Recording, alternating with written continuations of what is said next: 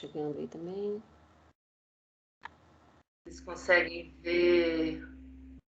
Sim. Bárbara, então eu coloquei para gravar, tá? A reunião. Tá, pessoal? Ainda não vê? Tá, sim. Boa tarde para todo mundo. A gente está aqui em mais uma palestra do ciclo de palestras do projeto de extensão Consciências das Minas, que é um projeto de extensão da PUC e da UFMG, né? Na PUC, eu, Júlia, professora de Física, coordeno. Na UFMG, a Simone, professora de Física também, além da participação de outras professoras, como Maria Carolina Aguiar, que está aqui, Silvia, professoras da Física também. O Consciências das Minas é um projeto em que a gente trabalha com escolas e em outras iniciativas também, como nesse ciclo de palestras, sobre mulheres na física e também outros grupos subrepresentados na ciência em geral. Essa é a terceira palestra, a Simone já falou, a Gabriela também, que não está aqui hoje, mas é muito presente no projeto, que é professora da UFRJ, já falou. Além desse ciclo de palestras, a gente também tem um grupo de estudos muito legal, do qual a Bárbara também faz parte, frequenta também, várias pessoas que estão presentes aqui. Se alguém tiver interesse, eu vou passar depois o endereço tanto do site do Consciências, quanto o nosso e-mail, né, se alguém tiver interesse de participar, por exemplo, do grupo de estudos. Então, agradeço muito a Bárbara por estar aqui, e um grande prazer mesmo te receber aqui, Bárbara, é sempre bom te ouvir, aprender com você. A Bárbara, ela é formada em Física pela UFMG, com mestrado e doutorado também pela UFMG.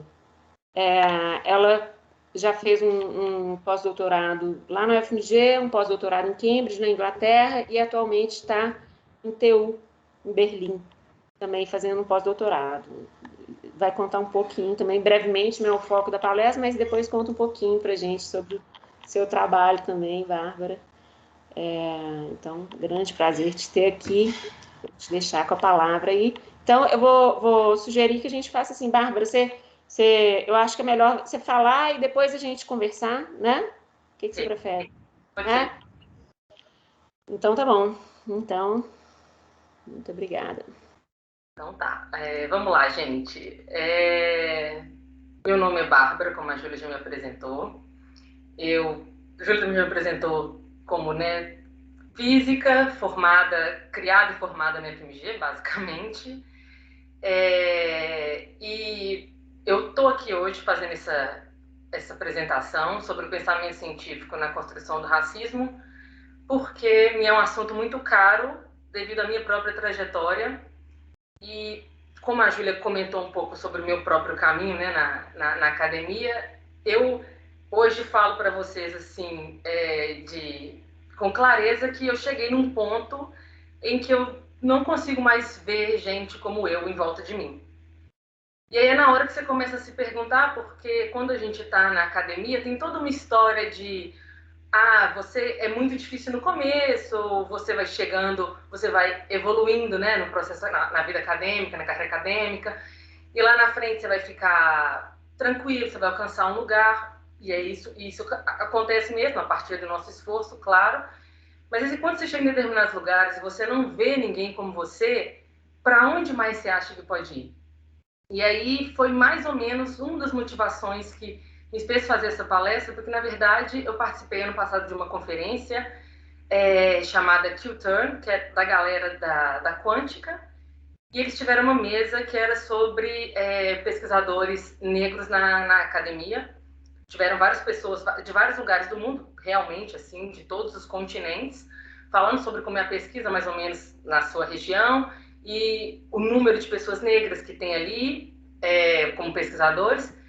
E eu comecei a estudar um pouco, né, eu já estudava um pouco, bem um pouquinho, mas eu comecei a estudar mais profundamente porque eu fiz a introdução dessa palestra, baseada mais ou menos no que eu vou falar hoje. E para clarear também um pouco, assim, essa apresentação ele é mais baseado num livro, assim, tem várias leituras e várias referências que estão no final também, vão estar ao longo do texto, mas ele foi mais baseado num livro que eu li, que se chama, a tradução talvez fique uma bela de uma bosta, mas vamos lá, chama Superior, que é o retorno, como se fosse o retorno da ciência de raça, da ciência da raça, né? Do estudo da raça a partir da ciência.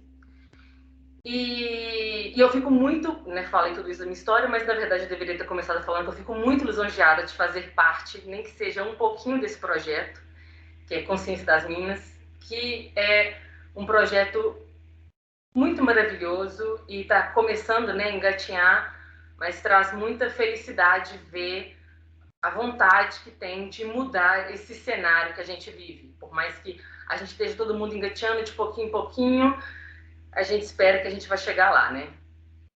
Mas aí eu vou começar então a apresentação falando, essa apresentação ela vai ser bem informal, assim, como a Júlia falou, eu vou deixar, as perguntas podem ficar para o final, mas se alguém tiver alguma questão no meio, é super aberto também a discussão.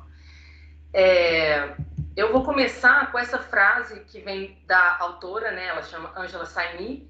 Ela é uma pesquisadora britânica, jornalista britânica. Ela teve um mestrado em Oxford, depois ela foi pesquisadora do MIT, e aí ela resolveu fazer pesquisa sobre...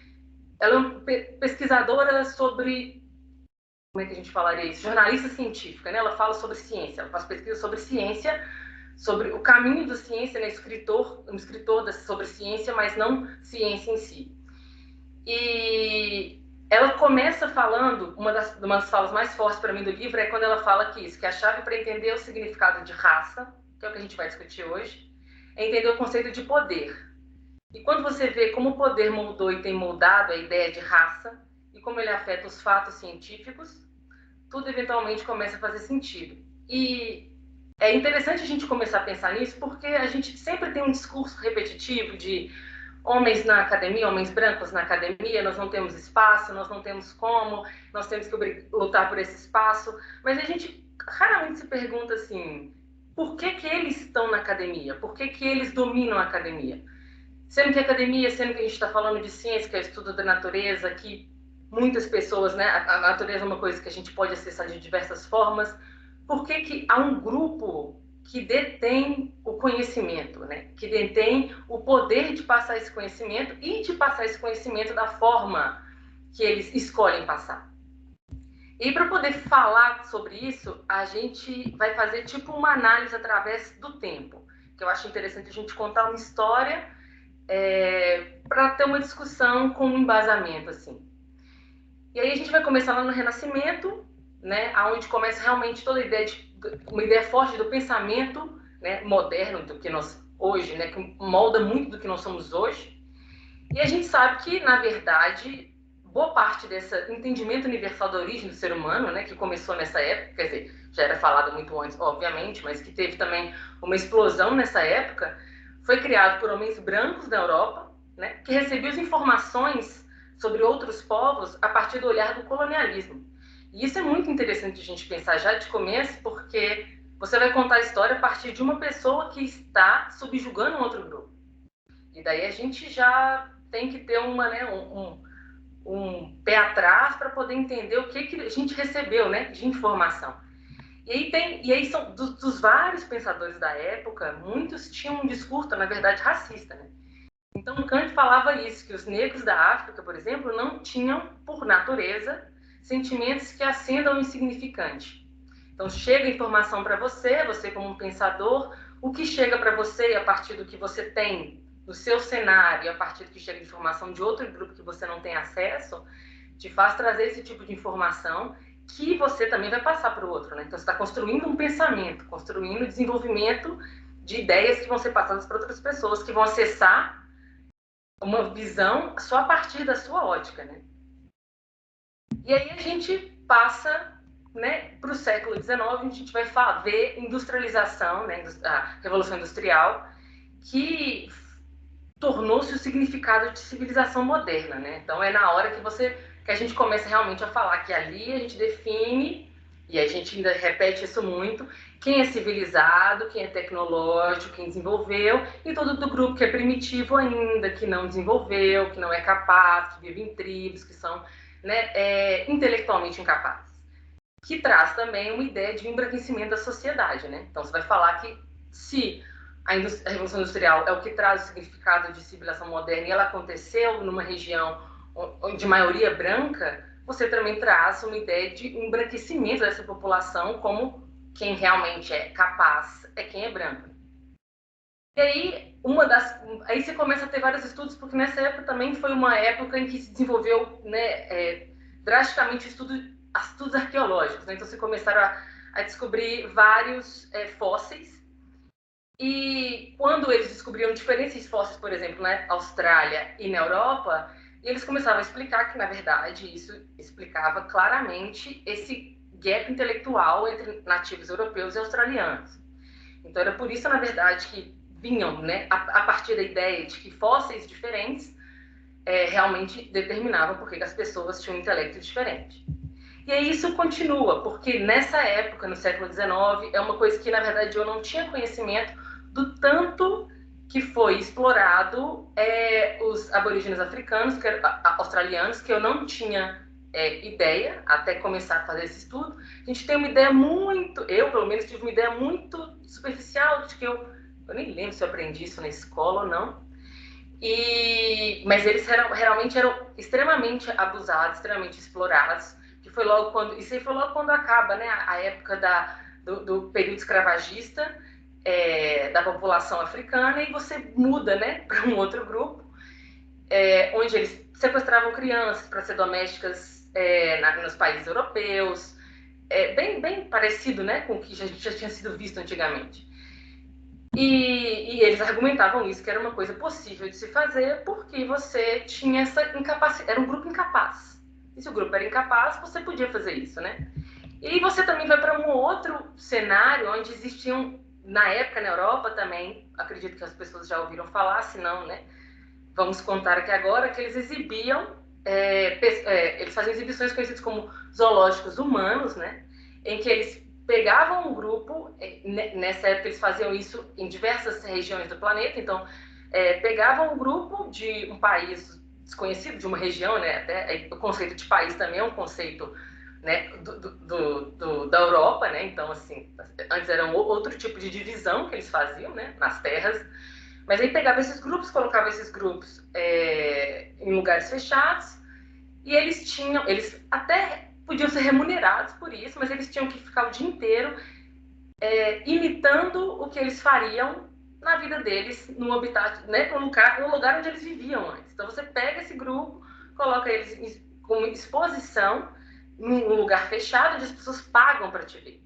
E até aí as pessoas podem, né, se ainda não parece algo muito crítico, vamos mostrar porque isso pode ser bem crítico. Quando a gente vai no zoológico, a gente, na verdade tem uma completa ideia de que nós somos superiores a animais, porque o nosso processo evolutivo nos fez, né, claramente subjugar animais. Então a gente também tem essa ideia na nossa cabeça, da nossa superioridade. E já existiam zoológicos, né, nessa época. Então, se você pega um grupo de pessoas, coloca fechado num lugar onde você vai pagar, e você vê eles, você daqui vê eles lá, fazendo o que chama de um habitat natural deles, você já tem uma ideia que aquele grupo aquele grupo é meio que inferior a você. E quem ia observar essas pessoas não eram só pessoas ricas ou pessoas intelectualizadas, era todo mundo. Então, se você põe todo mundo para ver isso acontecer, que ideia essas pessoas podem criar desse determinado grupo, que não é o mesmo grupo que você, não é o mesmo tipo de pessoa que você vê, mas você está ali pagando para ver aquelas pessoas se exibirem para você, né? Então, é uma ideia realmente de um cenário meio animalesco ali, meio primitivo, onde você cria isso para que seja exibido, porque, na verdade, eles falavam, né? Quando faziam essas expedições, era com a ideia de vamos mostrar para as pessoas culturas diferentes que eles não podem acessar. Mas, claramente, essa não é a melhor forma de você mostrar uma cultura quando você coloca um povo preso e outro povo para assistir, né? O seu dia a dia, digamos assim. E aí você já começa a criar essa ideia de inferioridade de um grupo para uma população, para um conjunto muito grande que está tendo acesso ao mesmo tempo, é uma coisa que eles não tinham antes, né? E aí, nessa mesma linha, a gente começa a falar de coisas que aconteceram na época. Eu vou dar mais alguns fatos da época, por exemplo, que ninguém sabe. Foi um homem negro, ex-escravizado, da Guiana, que foi a pessoa que ensinou taxidermia para Darwin. Então, Darwin fala isso, e eu coloquei negro aqui em negrito, essa frase é da bibliografia dele, porque o termo usado aqui não é black people, é negro, né? Então eu coloquei assim para as pessoas entenderem que realmente era nessa ideia pejorativa mesmo, de falar que ensinou para ele fala na biografia dele que ensinou para ele foi um negro que aprendeu isso quando ele ainda era uma pessoa escravizada, com a pessoa que escravizava ele. E depois ele foi para Edimburgo, foi liberto, né? E trabalhava, ele ensinou, ele era pago e ensinava isso para Darwin. Então, isso eu nunca soube, foi um fato completamente novo para mim. E dentre os vários fatos também que eu não estou citando aqui, por exemplo, tem um fato muito interessante que Lincoln falava que os negros não poderiam de forma alguma serem escravizados, esse tipo de abuso não poderia existir de forma alguma. Mas eu estou citando assim pessoas, né, que a gente conhece da história, mas ao mesmo tempo a gente não tinha, eles não tinham evidência suficiente para falar que negros e brancos tinham a mesma capacidade intelectual. Então, como eu estava falando, eu continuo falando, você vê que o tempo inteiro é alimentado por diversas pessoas, sejam cientistas, sejam políticos, essa ideia de que existe um grupo que realmente é inferior, intelectualmente inferior. E não tem muito que a gente possa fazer em relação a isso. Não tem como a gente, né, evitar essa verdade. Assim. A gente não precisa maltratar eles, mas também a gente não pode comparar a gente com eles, né? E aí a gente traz aqui um termo, né? O termo eugenia, que todo mundo conhece aqui, que foi um termo criado por esse pesquisador, né? Chamado Francis Galton, em 1883, que significa bem-nascido, né? E um fato muito engraçado é que esse cara, ele era primo do Darwin. E aí ele falava que o estudo dos agentes, né, sob controle social, ele faz um estudo sobre os agentes do controle social para melhorar ou empobrecer as qualidades raciais das futuras gerações, seja física ou mentalmente. Então ele partia do pressuposto que existia mesmo um grupo que era superior e você podia ajudar esse grupo a melhorar ou ele poderia piorar, mas não era todo mundo igual.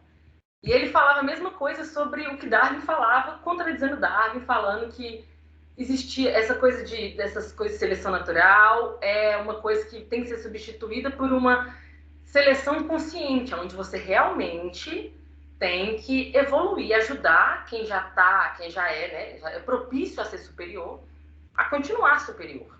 Então, essa ideia de eugenia, onde você começa a falar de um bem-nascido, de uma raça superior, de alguém que já é dotado de uma qualidade do nascimento, é aonde começa, né, a explodir o que a gente viu, né, no século XX, que é onde a gente muda agora, e a gente vai para o surgimento desse pensamento eugenista, né, que a gente, estou falando aqui rápido, a gente sempre tem uma ideia de eugenia como um pequeno grupo, ou pessoas más, ou um grupo aqui, né, onde eu estou, a propósito, que é um grupo péssimo, que eram pessoas péssimas, que tinham essa ideia.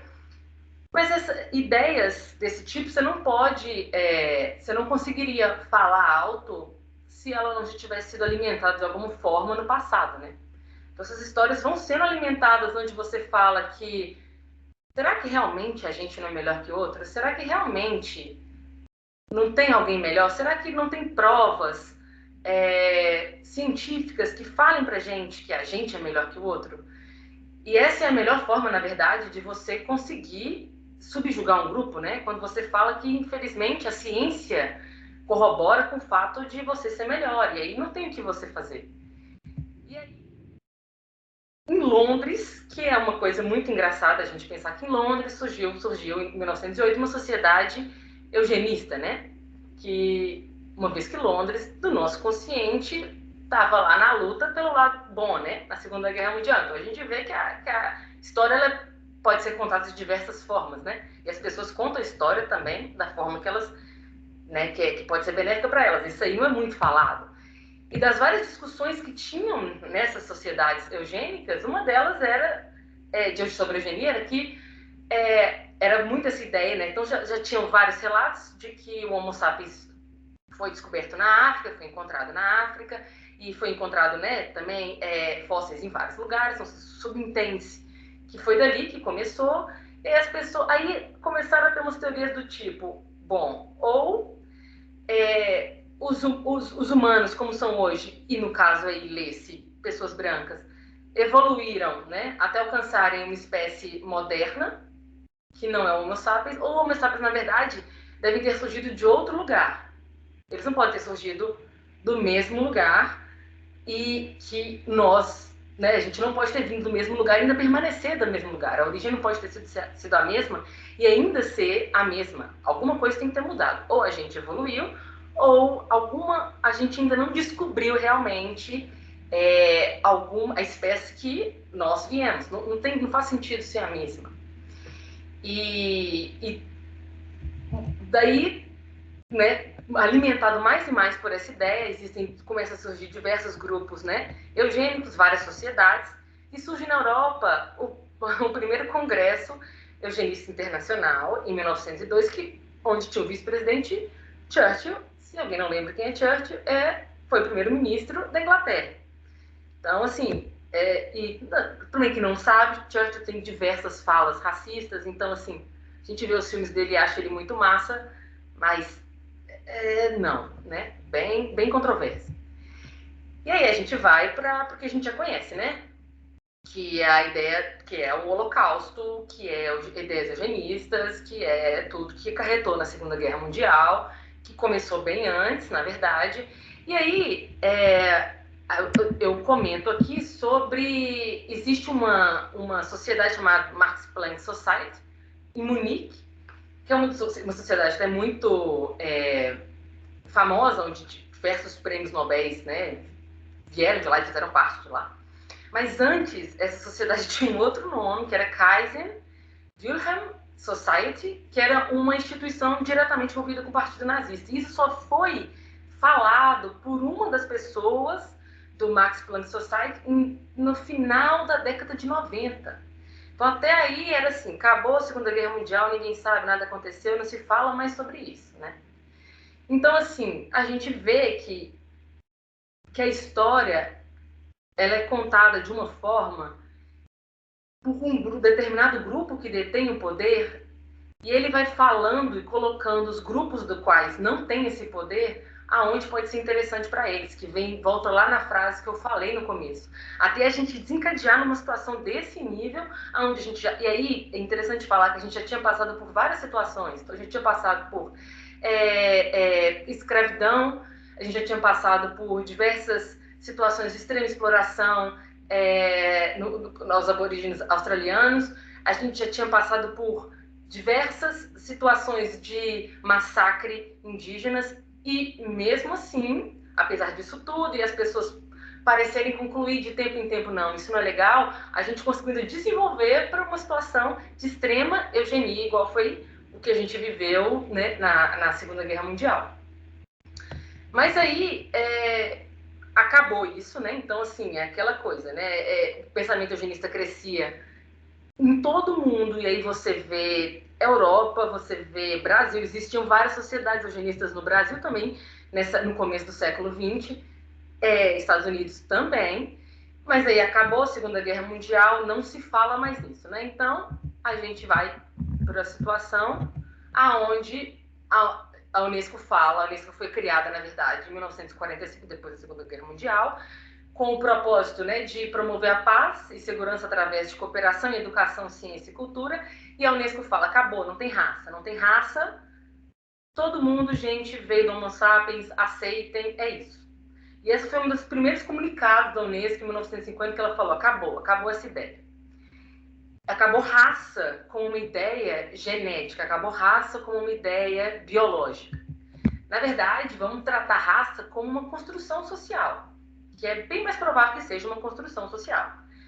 E aí começam a surgir diversos trabalhos científicos na área de ciências sociais, onde eles basicamente falam que não dá para tratar raça como uma questão biológica, tem que tratar raça como uma questão do ambiente social, cultural, é sobre isso que tem que ser falado.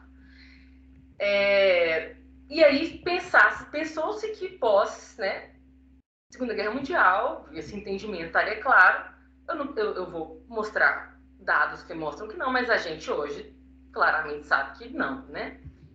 E aí começou também, ao mesmo tempo, deu uma poeira, deu uma baixada, mas aí voltou-se esse retorno dessa ciência da raça, ciência de raça, estudar raça a partir de uma visão biológica. E aí começam a surgir pesquisas que ainda existem, então existem ainda revistas que fazem isso, existem ainda publicações sobre isso, que uma das revistas que surgiu na década de 60 e ainda existe é essa Mankind Quarterly, aonde é um jornal onde era focado em publicações sobre raça, né, no sentido biológico, falar sobre superioridade branca, basicamente, validar a superioridade branca, a supremacia branca, que era fomentada, novamente eu volto para o discurso lá no começo, por pessoas no poder. Então, tinham pesquisadores, tinham políticos, tinham universidades, tinham vários grupos com dinheiro para fomentar a pesquisa, porque nós, pesquisadores, sabemos que pesquisa não é barata. Toda pesquisa é cara. E fazer pesquisa, buscar, viajar, tudo isso tem que ter um retorno financeiro, ou melhor, um apoio financeiro para ter um retorno. E aí, nessa mesma revista, na década de 60, teve essa interação dos muito interessantes estudos que tem lá. Um é desses, onde eles falam que no Brasil, né, na Bahia, com essa mistura negroide que tem no Brasil, a Bahia pode ser considerada primitiva se comparada, né, ao avanço tecnológico da região branca sulista do Brasil, né? Então, até o Brasil foi citado, né? Porque o Brasil é um país que apresenta uma extrema miscigenação, e aí, né, claramente, é super interessante para essas pessoas estudarem e usar esses argumentos terríveis para validar esse pensamento supremacista branco deles, né? Mas aí a gente pensa que não, mas é só um pequeno grupo, né? É só um pequeno grupo de pessoas falando isso, ninguém apoia.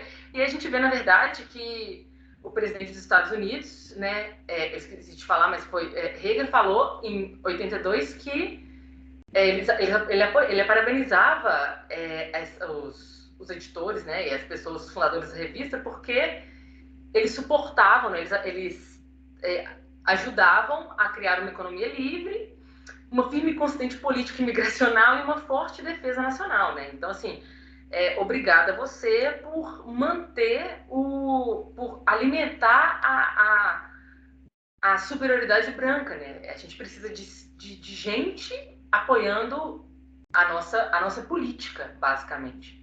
E a nossa política não pode ser só feita por fala de políticos. A gente tem que ter um respaldo científico falando isso. E esses mesmos editores, esses mesmos fundadores dessa revista, não os mesmos, né? Mas assim, porque essa revista é até antiga, há pouco tempo atrás, descobriram que eles faziam pequenas conferências. Não é num porão, não é na casa de na University College of London, que é uma das maiores universidades do mundo, assim. Então, é uma coisa interessante de se ver como é que isso ainda foi deixado, né? Ainda deixa-se acontecer, né? E aí, voltando, só mais um exemplo, por exemplo, em 2015, sociologistas de duas universidades começaram a investigar a capacidade de pessoas brancas a partir de sua genética, e eles falavam o seguinte, a conclusão da pesquisa era o seguinte, que pessoas negras, elas são geneticamente ou não capazes. Pessoas brancas são sempre capazes, elas são moldadas ou não de acordo com o ambiente que elas são inseridas. Então, assim, as pessoas negras que ascendem, elas tinham uma genética que favorecia isso, que é o que a gente escuta muito na vida, né? Que tal pessoa negra ela é muito boa. Provavelmente todas as outras não são. Mas os brancos, na verdade, não. Eles são todos capazes, mas infelizmente o ambiente não ajuda eles a ter o melhor, né, que eles podem ter, né? E eu deixo aqui essa última frase aqui sobre esse processo da evolução, porque o livro basicamente metade do livro é essa parte até chegar em mais ou menos 1980, e a outra metade é mostrando diversos trabalhos, publicações, diversas falas, diversos estudos extremamente racistas. Racistas em todos os grupos, racistas para pessoas orientais, racistas para pessoas latinas, racistas para pessoas negras, de todos os níveis. Assim, não há limite para isso. E vários desses, por exemplo, vários desses estudos passavam, por exemplo, na Cambridge University Press, que é uma editora, né, da Universidade de Cambridge. Vários estudos passavam em diversos lugares com falas que eram falas que pareciam sutis, mas elas não eram sutis, né? E a gente viu um dos exemplos dessa situação, que rolou um protesto, foi numa publicação, acho que da Nature, onde havia esse tipo mesmo de discurso sobre a capacidade da mulher de orientar, e passou, né? E aí você fala, ué, gente, como é que passa? Como é que os cientistas deixam isso passar? Como é que as pessoas não estão avaliando esse tipo de fala de forma... Como é que... É uma avaliação, né? É uma revisão em pares. E como é que isso ainda não está parando isso de seguir, né? E aí, uma pergunta que fica assim, será que isso não está tão enraizado na gente a partir de todo esse processo histórico, uma vez que a gente vem dessa ideia, né,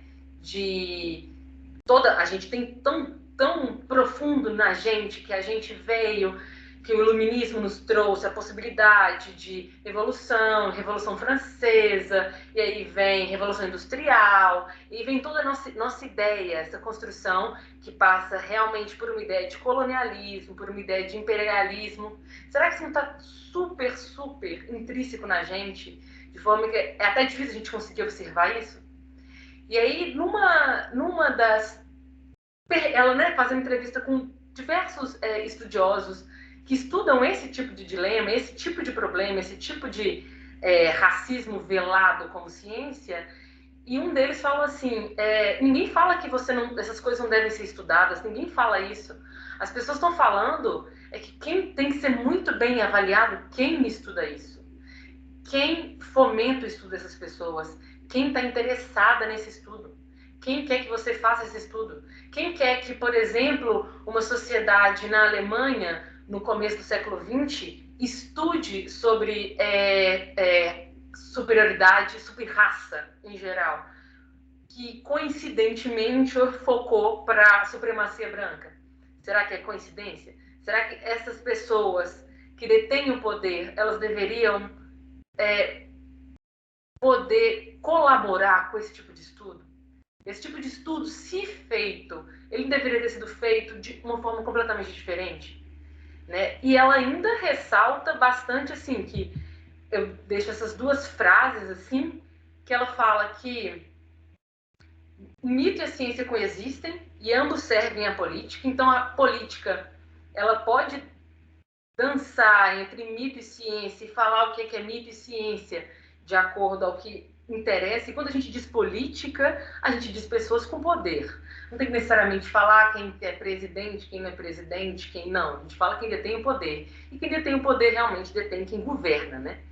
E será que esse mito e ciência, eles não dançam de acordo com o que essas pessoas querem que a gente dance, não querem que querem que o mito e a ciência façam, né? Que informação que querem que eles possam trazer para a população?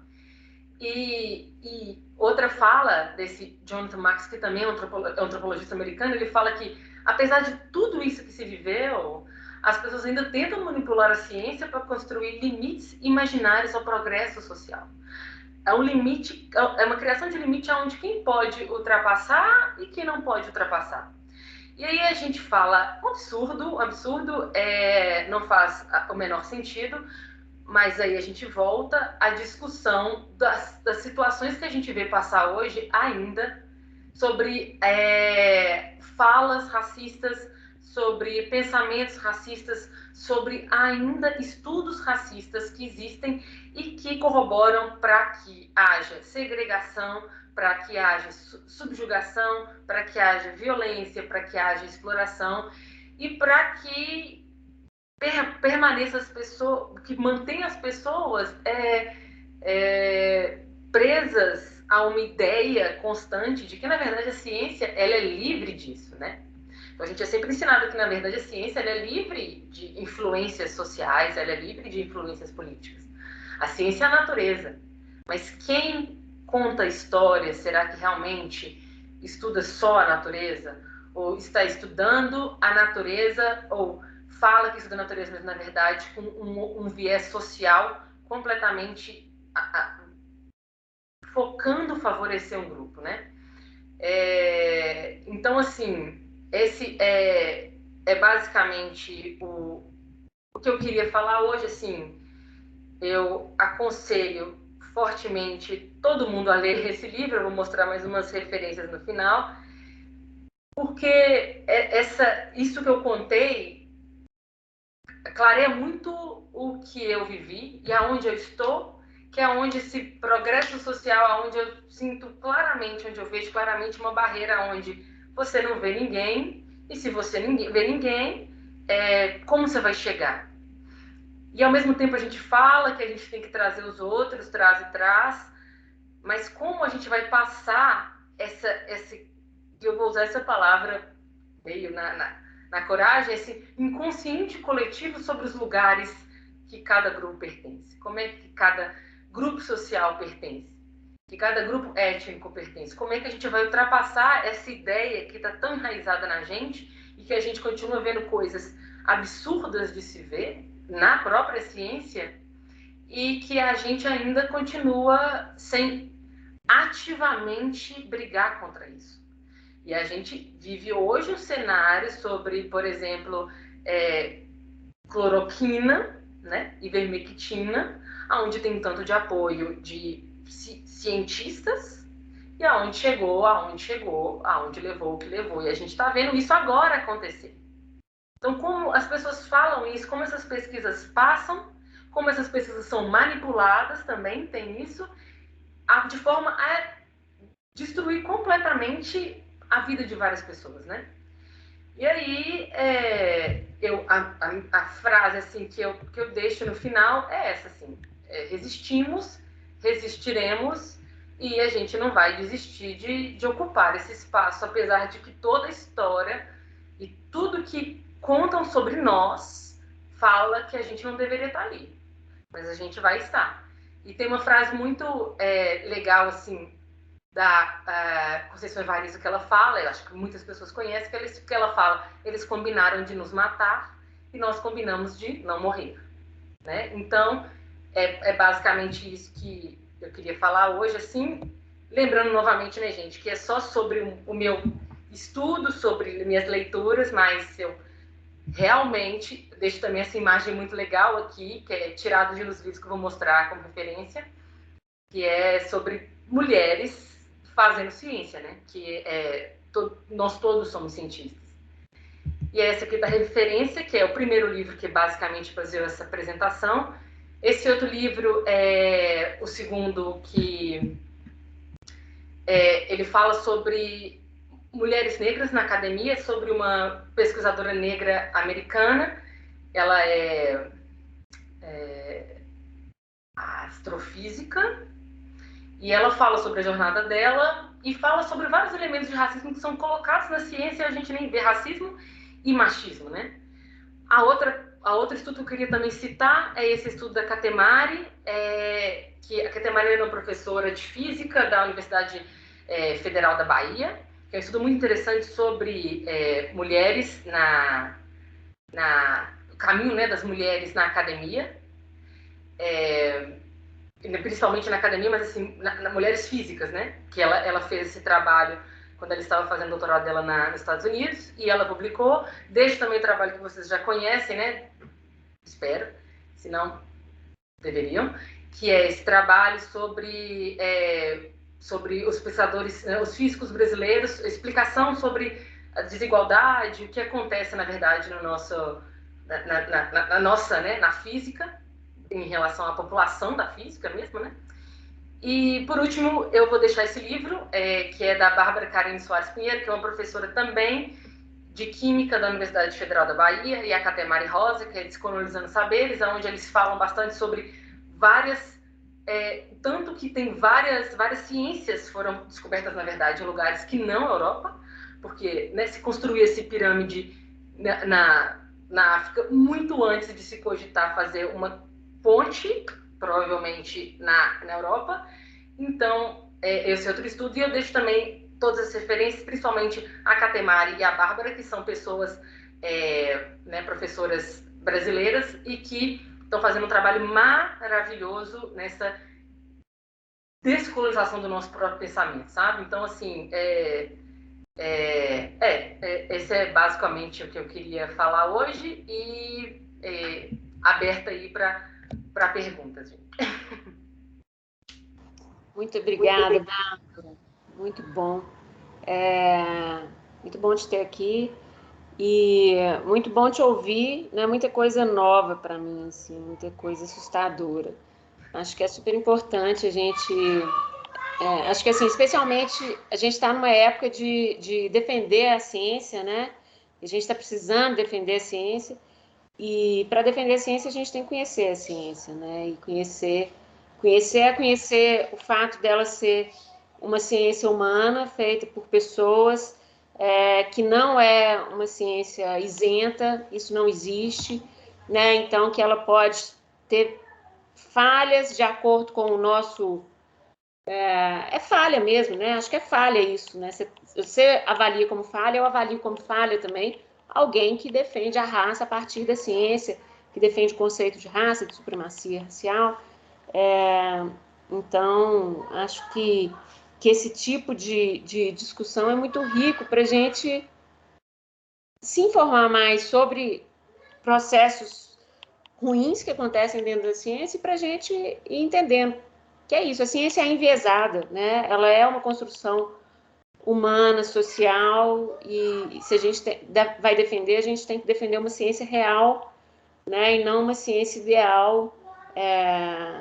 Então, eu acho que esse tipo de conversa, de informação é essencial.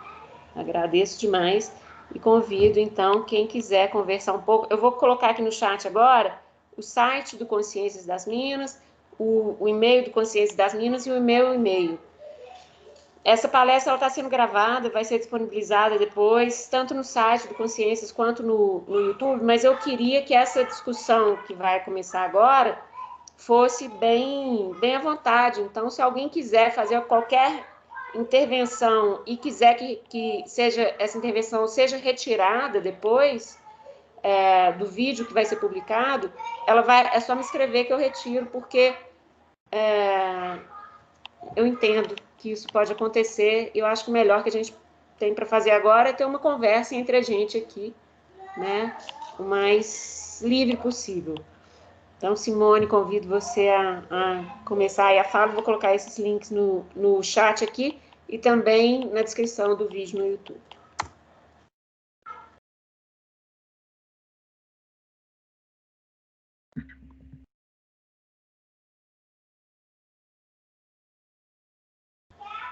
Simone? Oi. Bárbara, eu queria te agradecer por essa palestra, foi muito boa, né? Trouxe um monte de coisa importante e nova mesmo para nós, né? Já é antiga, tudo muito antigo, mas que a gente fala pouco, conversa pouco no meio acadêmico, né? E tudo isso aí que você contou, eu acho que molda e explica, né, o racismo estrutural, que é uma coisa também que ainda é pouco falada, e é pouco discutida nos meios acadêmicos, que a gente tenta tratar como se fosse uma coisa à parte, né? A parte social, como se ela não pertencesse, né? A física não tem nada a ver com questão social, é até mal visto você falar de questões sociais lá, para algumas pessoas, né? Mas é extremamente importante, e é importante por isso, né? A gente está vendo aqui, no final das contas, que a ciência foi construída com um viés de um grupo só, né? Que é um grupo de brancos mesmo, europeus, basicamente, né? Eles que definem o que é correto, o que não é correto, como validar ou como não validar. Você mostrou aí artigos recentes, né? Que é vergonhoso, me emocionou, para te falar a verdade, só não choro porque eu sou durona, tá? Mas me emocionou, né, ver essa coisa tão triste, tão recente, tão presente ainda, e você levantou algumas questões, tipo, como que isso passa nas revistas, né? E a resposta para essa pergunta, uma primeira resposta que eu daria, passa porque quem está avaliando são os brancos, porque já filtrou todo mundo ali. Ali é um peixinho ou outro nadando contra a correnteza mesmo. A gente sabe disso, né? Tive aí uma mulher negra, super inteligente. Bárbara foi minha aluna, então testemunha aqui, uma das minhas melhores alunas. Aqui, na verdade, tem duas melhores alunas. Tem a Helena e a Bárbara. Sim, foram excelentes, são excelentes. Então, é uma pessoa que não tem nada assim, né, completamente capaz de chegar onde ela quiser, né? E faz por onde mesmo. Mas eu queria, se você não se importar, que você contasse um pouquinho se essas questões pesaram na sua trajetória e como que elas pesaram.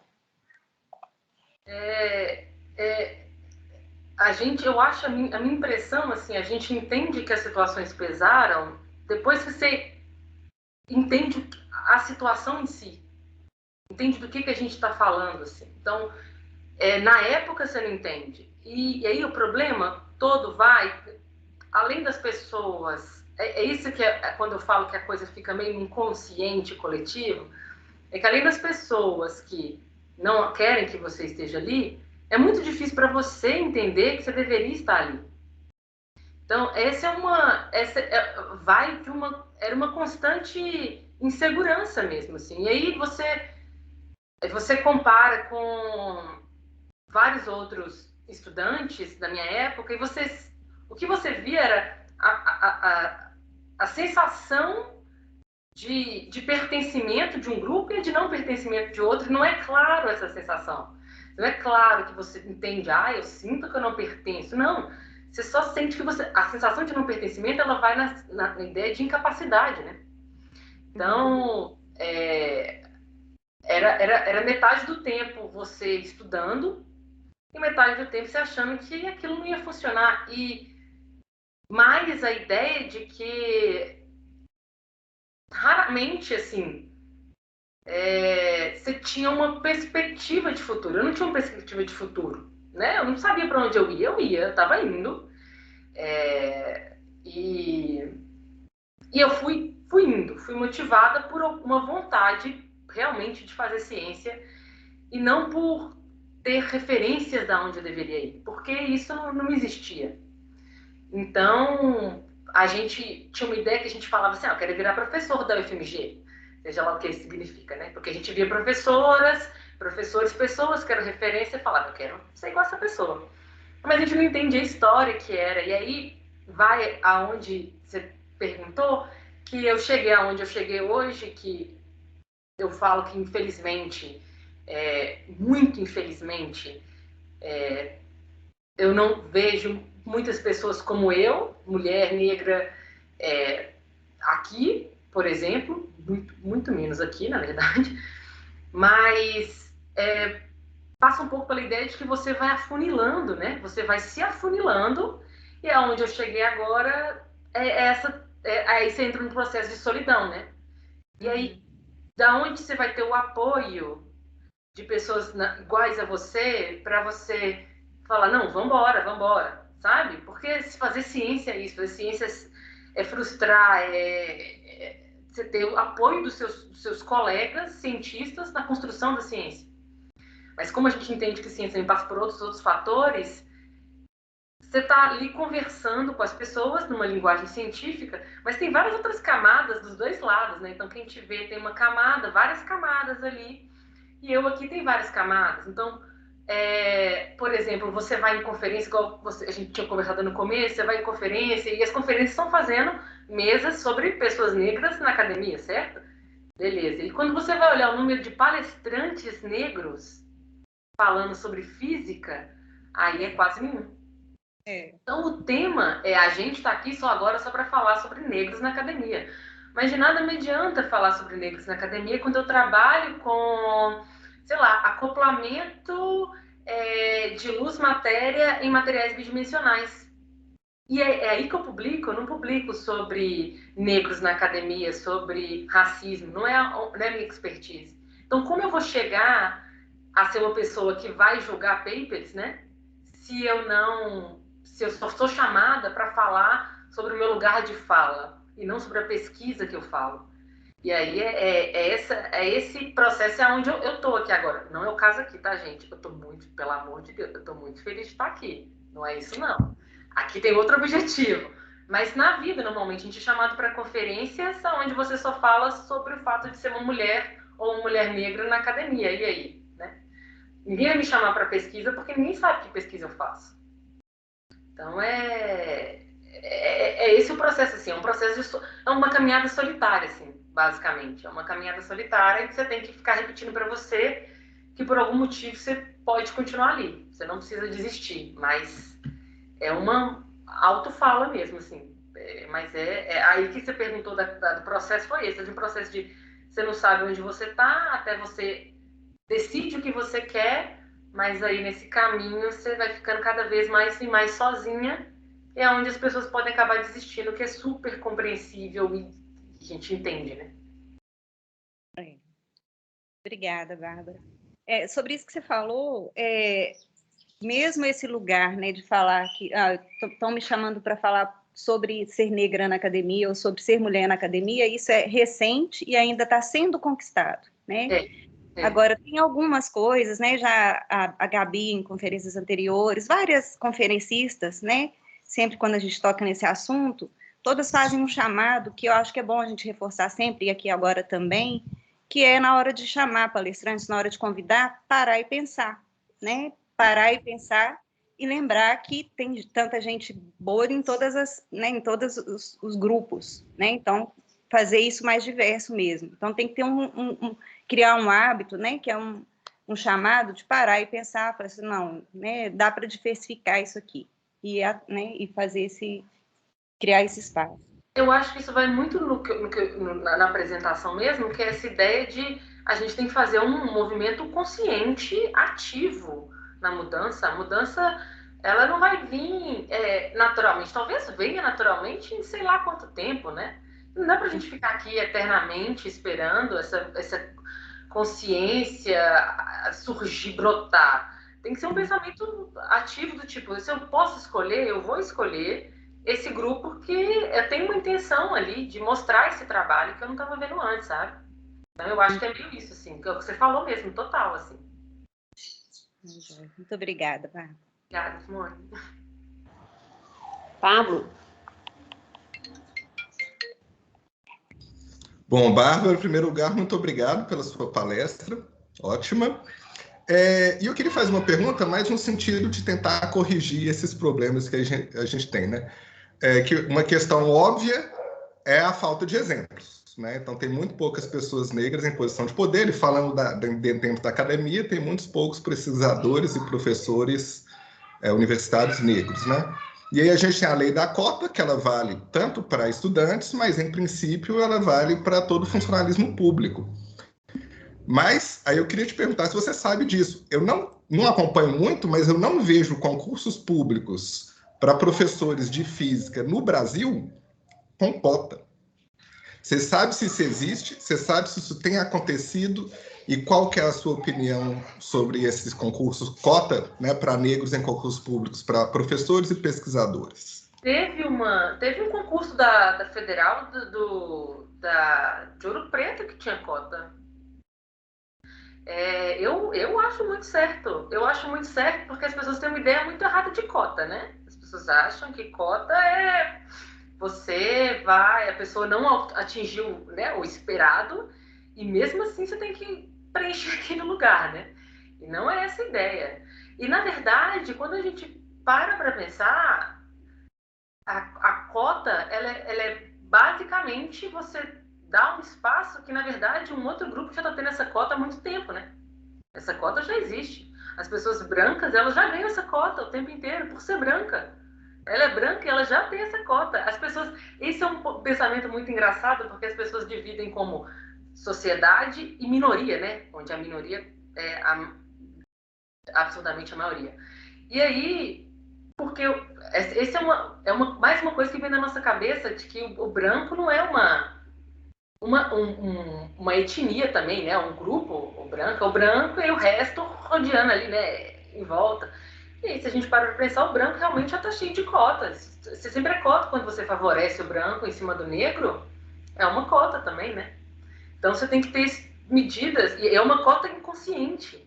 Então, você tem que criar medidas em que você garanta que se você não consegue ver isso de forma consciente, que tem pessoas, às vezes tem pessoas que têm o mesmo nível e ainda assim a pessoa branca vai entrar, você tem que criar uma forma institucional de que as pessoas negras possam ocupar esse espaço, porque na nossa cabeça, desde a bonequinha branca que é bonitinha, a bonequinha preta que é feia, essa ideia segue até muito tempo, ela não corta quando você vira um adulto funcional, ela tá ali, né? Então, cota é simplesmente para ajudar as pessoas a lembrarem coisas que elas não estão lembrando naturalmente, eu acho. Eu super apoio. Não, tá bem, obrigado. Mas só uma coisa, você citou o caso da UFOP, mas se fosse seguir a lei de cotas, era para ser, sei lá, algo em torno de 1/4 das vagas com cotas. E esse você citou um exemplo. Só o que eu quero dizer é que um exemplo é muito pouco. Você sabe se isso tem acontecido com mais frequência? A vontade não era que fosse isso, não, né? A vontade é que ele fosse isso, não, mas é um absurdo você cogitar a ideia que 50% da população do Brasil é negra, ou se declara negra, e a gente nem considera os que não se declaram negros, né? E você tem diversas universidades públicas que não tem professor negro, aonde você subentende-se que é uma universidade pública onde deveria ser um reflexo da sociedade, né? Então, eu acho que... Não, com certeza, sim. Com certeza. Tá bom, Bárbara, muito obrigado. Obrigada, Paulo. A Juliana falou aqui no chat que a UFPE, ela viu um concurso na UFPE que tinha cota e que os concursos com vaga única acabam burlando as cotas. Teve um concurso recentemente na Federal do Rio Grande do Sul, que ela tinha cota, ela tinha uma pontuação diferente, não era cota, mas tinha pontuação diferente para mulher e para negro. Uhum. E a Juliana falou que nas universidades fazem concursos gerais, sempre há vagas de cotas.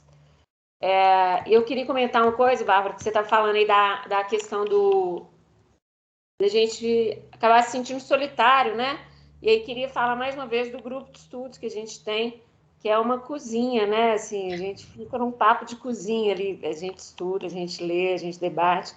Mas eu gostei muito de aprender um termo com o Alan, numa palestra que ele deu na UFMG, que é aquilombamento, né? Então, a gente se aquilomba ali naquele grupo de estudos e se faz mais forte, e se faz, né? Fica menos solitária, né? E aí se compreende, é um local que a gente conversa muito e me ajuda muito a compreender esses momentos que você falou, que é exatamente isso, que quando a gente vive, a gente não entende que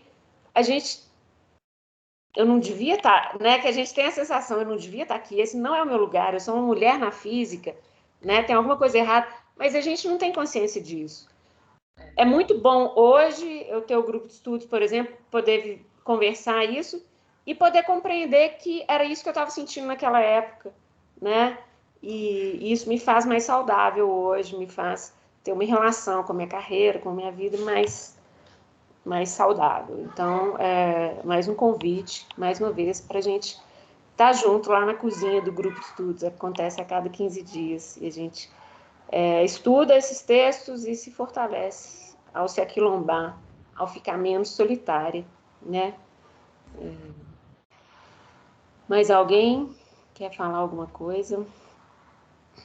Queria fazer só um comentáriozinho, pode?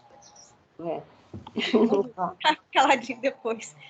É porque você falou, né? Você vê poucos professores negros, Lá no ISEX, não é o departamento de física, não. Eu vou falar isso em todo lugar que eu puder, até o dia que isso mudar. No ISEX inteiro, não existe uma professora negra. O ISEX inteiro, isso engloba matemática, física, química, estatística, nenhuma professora negra. Computação.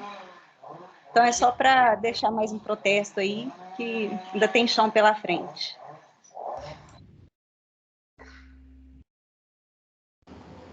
Não, Bárbara, e é muito forte isso que você fala, assim, de olhar para o lado e não ter ninguém como você. Não, isso é muito forte, né? Eu nunca tinha... Aqui eu já tinha visto, assim... Você vai sentindo, eu falo, você vai caminhando, você vai sentindo. Você vai caminhando, você vai sentindo. Quando eu estava em Cambridge, a universidade ela é muito diversa de várias pessoas de vários lugares, né? Assim, eu era a única mulher do grupo, assim, que trabalhava mais junto, mas tinham pouquíssimas mulheres, mas tinha muitas pessoas de várias etnias. Então, você passa aqui, aí sim eu consegui entender o que é um lugar de gente branca. Eu nunca tinha visto. E eu não tô numa cidade do interior da Alemanha, né, gente? E numa universidade super pequena, não. Eu tô numa universidade super grande, super famosa na área que eu trabalho, e só tem pessoas brancas aqui, homens brancos.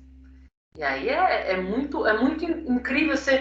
Todo dia você vai pensando, e você fica tendo ideia, será que eu tô viajando? Será que realmente eu não tô sendo escutada porque eu sou mulher e negra? Ou será que eu estou me encolhendo porque eu não acho que é tanta coisa? E como você não tem ninguém do seu lado que fala assim, não é isso não. Não, é isso sim. Nada. Você fala, não tem ninguém para debater esse sentimento, porque volta essa ideia de ilusão, e é uma ideia... Fica aqui se tiver alunos de graduação, gente, uma ideia muito não saudável de que a gente ama a ciência e faz ciência custe o que custar. Nada na vida a gente faz custe o que custar.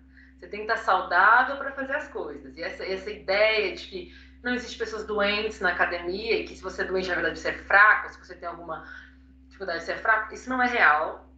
A gente pode ter, sim, várias doenças psicológicas, vários burnouts que podem aparecer do nada, quando você está achando que você está pleno, não está, você está a ponto de matar alguém ou se matar.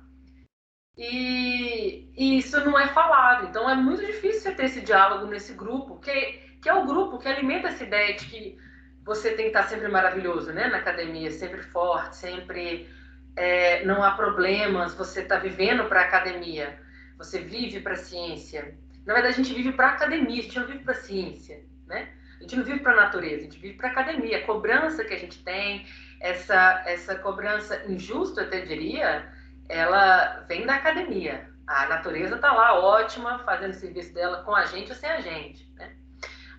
Essa pressão que a gente vive, ela também foi ditada por um grupo que começou a estudar. A gente já teve essa conversa também, né, no grupo de estudos, por um grupo que tinha todo o tempo do mundo para estudar, né? Esse grupo não tinha família, esse grupo não tinha... Quer dizer, tinha família, mas tinha outra pessoa para tomar conta dessa família. Esse grupo vivia de estudar, então é muito tranquilo você falar que você pode fazer isso. Agora, a gente, na situação que a gente vive hoje, querendo construir relações familiares onde ambos os parceiros sejam igualmente responsáveis, né, pela criação do lar, pela criação dos filhos, ou por qualquer coisa igualitária, como você espera que a gente dedique 100% do nosso tempo para a academia? E aí é a hora que a gente começa a ficar mal. E aí, quando você chega em ambientes tipo que eu tô, onde você vê que todo mundo parece que você saiu assim de 1900, né? Quando a universidade foi fundada, parece que é o mesmo grupo, porque é a mesma coisa, só alemães, mesmo grupo, mesma coisa, só pessoas brancas, homens. Você começa a pensar, gente, E aí é esse ritmo de trabalho intenso, onde as pessoas... Você passa, as pessoas falam, gente, o que essa pessoa está fazendo aqui, né? Da onde saiu? E aí você tem que se validar 2 vezes, 3 vezes mais para ser escutado mesmo, porque não é o seu lugar. E eles sabem disso. Você sabe porque você vê. Essa questão, as pessoas ficam pensando, mas você está falando todo mundo é racista? Você está falando todo mundo é preconceituoso? Você está falando, não estou falando isso. Talvez eu esteja, mas de outra forma. Eu não falo que as pessoas são assim, elas escolhem ser assim. Eu falo que elas não pensam que elas podem ser assim. E elas não pensam quando elas olham uma pessoa que é diferente delas, e que reação aquilo traz para você? Que aquela pessoa não deveria ter ali. E será que você conserta esse pensamento ou será que você ignora ele? Porque ele não deveria nem surgir na sua cabeça. Se ele surgiu, não deveria ser uma coisa a gente se pensar, sabe? Então eu acho que essa solidão minha vai muito por esse lugar. E aí a gente entra numa discussão de que você vai fazer, né? Você tem que ser como eles, que é o que a gente batalha, que a gente também conversa no nosso estudo, que é nosso objetivo é isso não acontecer. O objetivo é a gente não ter que performar isso para você fazer ciência. Mas às vezes você tem que performar para você caber no ambiente, para trazer pessoas para esse ambiente, você tem que conseguir se sustentar ali, né? Você tem que conseguir ficar ali. E aí é complicado, mas vai vendo, né? O que a gente faz.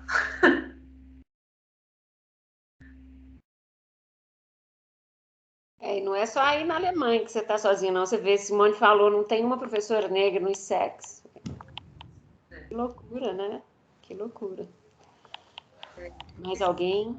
Você tinha até falado, Júlia, assim, caso as pessoas não queiram falar, mas se quiser também dividir o meu contato, e-mail, caso as pessoas queiram conversar depois, pensar, né? Sim, vou passar o e-mail da Bárbara aqui então também, no chat. Acho que todo mundo tem acesso ao chat, né? Se alguém não tiver.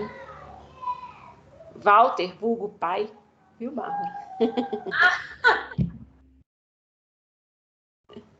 Você tá mudo. Obrigado, Julinha. Obrigado, minha filha. Olá, Bárbara e Pablo. Aí, pessoal presente aí. Bárbara, eu quero te cumprimentar pela sua apresentação, pela sua presença. Esse título bonito, né? O pensamento científico na construção do racismo. Eu completei dizendo o seguinte, que ele ajuda muito, com certeza, a desconstruir o mito da neutralidade científica.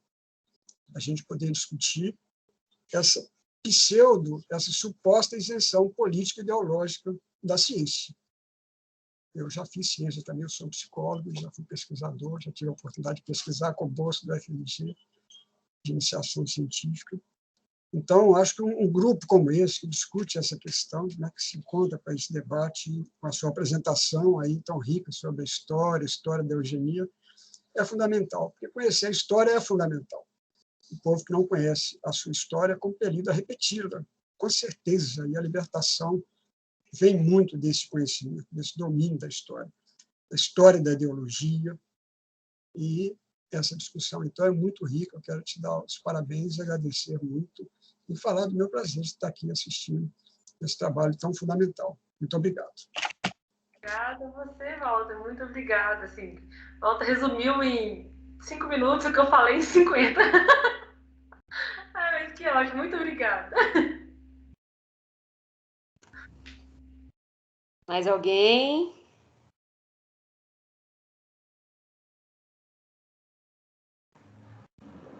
Bom, então acho que é isso. Bárbara, quer falar mais alguma coisa? Não, como eu falei no final, né, gente? É não desistir mesmo, não. Assim, fazer mudanças ativas.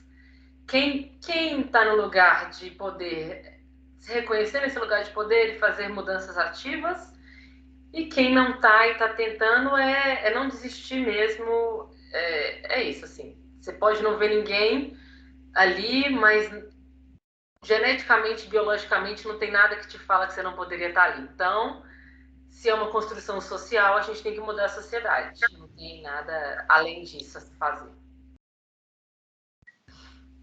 Obrigada, muito obrigada, Júlia. Muito obrigada, gente, pela presença. Muito obrigada pela oportunidade de falar um pouco sobre isso também. Então, obrigada a todo mundo.